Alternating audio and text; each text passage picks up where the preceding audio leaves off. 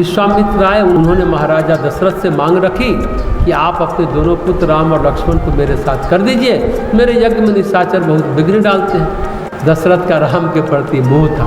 उन्होंने कहा कि महाराज राम तो अभी बालक है, अभी छोटे हैं, गुरुकुल से तो अभी अभी लौटे हैं, इतने वर्षों तक घर से दूर रहे, थोड़े दिन तो घर में रह जाएं। रह गई बात मारीच सुबाहु की, हम अपने सैन्य बल के साथ चलेंगे और सैन्य बल के साथ चल करके मारीच सुबाहु और तारका का अंत कर देंगे। अयोध्या की सेना समर्थ थी, सबल थी, चक्रवर्ती सम्राट थे महाराजा दशरथ। लेकिन विश्वामित्र ने कहा सैन्य बल उचित नहीं रहेगा, सैन्य बल का प्रयोग करने से एक महायुद्ध असमय छिड़ सकता है। आप सेना सजाकर निकलेंगे और लंकापति रावण भी सेना सजाकर आ सकता है। लंकापति रावण का सैन्य युद्ध करने का मतलब ये है कि एक व्यापक विश्व युद्ध छिड़ जाना, और ये परिस्थितियाँ और ये समय विश्व युद्ध के अनुकूल नहीं है, और रावण का काल अभी आया नहीं है, अभी तो सेना की आवश्यकता नहीं है, ऐसे समर्थ योद्धा की आवश्यकता है जो बिना सेना के ही ये कार्य कर सके। और दूसरी बात है, रावण ने जो व्यूह बना रखे हैं उससे वो जगह जगह अपनी चौकियां स्थापित कर रहा है, सारी भूमि को, सारे भारत देश को वो अपने कब्जे में ले रहा है, लेकिन अभी तक उसने किसी राज्य पर आक्रमण नहीं किया। तारका वन में रहती है, कोई ऋषि आ जाते हैं, कोई मुनि आ जाते हैं, कोई भूले भटके मनुष्य आ जाते हैं तो खा जाते हैं। सुबाहु मरीच वन में रहते हैं, लोगों को परेशान करते हैं, आतंकित करते हैं, लेकिन जनक का राज पर्वत से मिथिला राज्य है, वहाँ पर आक्रमण नहीं करते, राज्य पर आक्रमण नहीं करते। एक बल युद्ध होता है, सेना के साथ युद्ध करना, और एक छल युद्ध होता है, आतंकवाद फैलाना। मुझे लगता है कि छल युद्ध की सबसे पहली शुरुआत रावण ने की होगी। उसने पूरी दुनिया, पूरे देश में, पूरे जगह में आतंकवाद फैलाया, जगह जगह छोटे छोटे स्तर पर उसने आतंकी हमले करवाए अपने असुरों से। मरीच, सुबाहु और तारका का आतंक ऐसा ही था।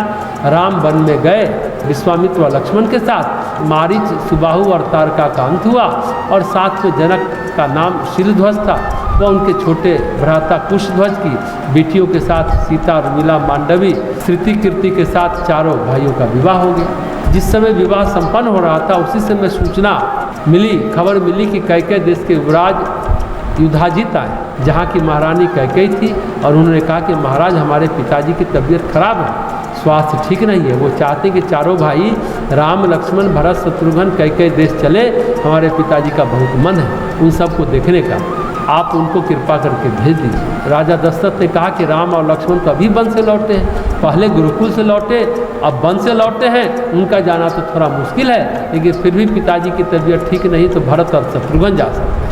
महारानी कैकेयी देश की थी, कैकेयी देश पर्वतों की श्रृंखला के साथ है, पर्वत श्रेणी के साथ वो बसा है, और महाराज दशरथ एक बार वहाँ पर गए थे अपनी यात्रा पर।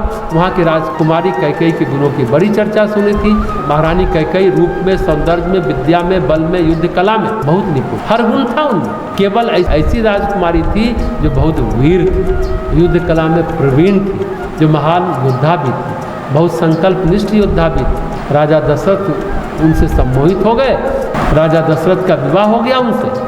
महारानी कैकेयी का सौंदर्य सम्मोहित करने वाला था। महाराज दशरथ को कैकेयी अतिशय प्रिय थी। उन दिनों महाराज दशरथ जब युद्ध में जाते तो रानी कैकेयी भी युद्ध में जाती। एक बार कैकेयी युद्ध में गई और युद्ध में महाराज दशरथ के प्राण संकट में पड़ गए, रथ का पहिया ही निकल गया और उन्होंने उस पहिए को अपने हाथ से रोका। बड़े कष्ट सह करके एक वीर की तरह, एक समर्थ योद्धा की तरह उन्होंने महाराज की सहायता भी की। इस पर वो बड़े प्रसन्न हुए और महाराज दशरथ बोले कि महारानी आप वरदान मांगे, कुछ मांग लीजिए।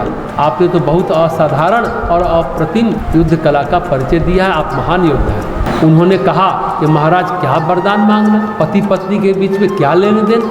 जब उन्होंने बहुत आग्रह किया तो उन्होंने कहा कि ठीक है, समय आने पर मांग लूंगी, अभी रहने दीजिए, कोई वरदान की बात मत कीजिए, कोई लेन देन की बात मत करिए, प्रेम ही सब कुछ है। रानी कैकेयी बहुत अच्छी और बहुत भद्र महिला थी। बस उनमें एक दुर्गुण था, उनका अभिमान, और अभिमान के पीछे थी उनकी गुणवत्ता, उनकी उपलब्धियाँ। वो जितनी शास्त्र ज्ञान में निपुण थी उतनी ही शस्त्र ज्ञान में भी निपुण थी। जितना अच्छा उनको भोजन बनाना आता था उतना ही अच्छा उनको युद्ध करना आता था। वो विद्वानों के साथ शास्त्र चर्चा कर सकती थी और योद्धाओं के साथ शस्त्र अभ्यास कर सकती थी।